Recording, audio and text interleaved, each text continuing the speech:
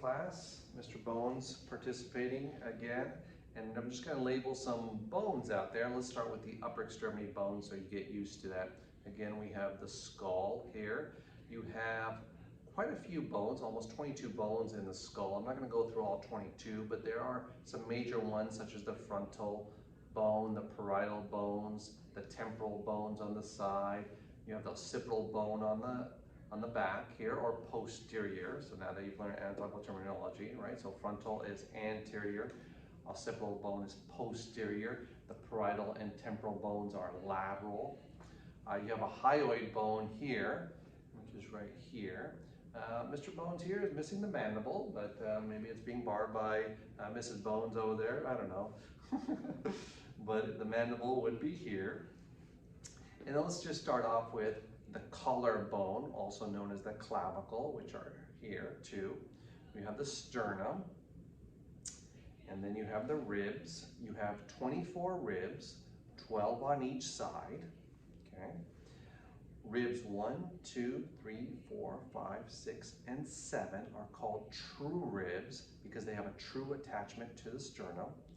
Ribs 8, 9, and 10 are all known as false ribs because they share a common attachment. And ribs 11 and 12, if you can see down here, they're called floating ribs. So technically, ribs 11 and 12 are also false, but we subcategorize them as floating. So to review, again, we have 24 ribs, 12 on each side. Ribs 1 through 7 are true ribs. Ribs 8, 9, and 10 are false, and ribs 11 and 12 are floating.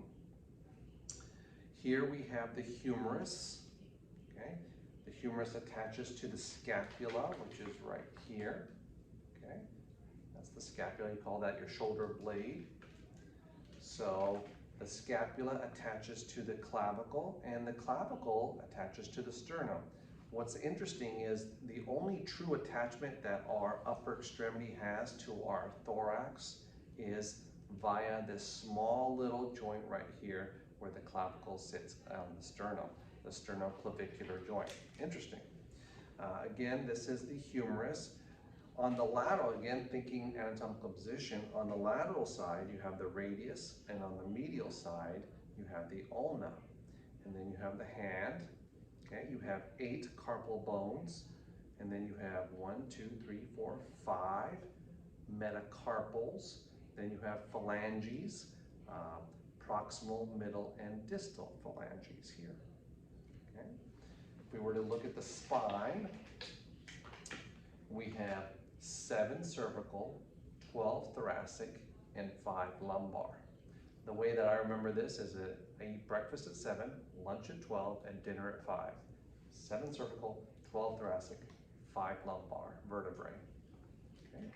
So that should help with the upper portion of Mr. Bones. We can do the lower portion here. I'm just going to zoom out and look for the next video.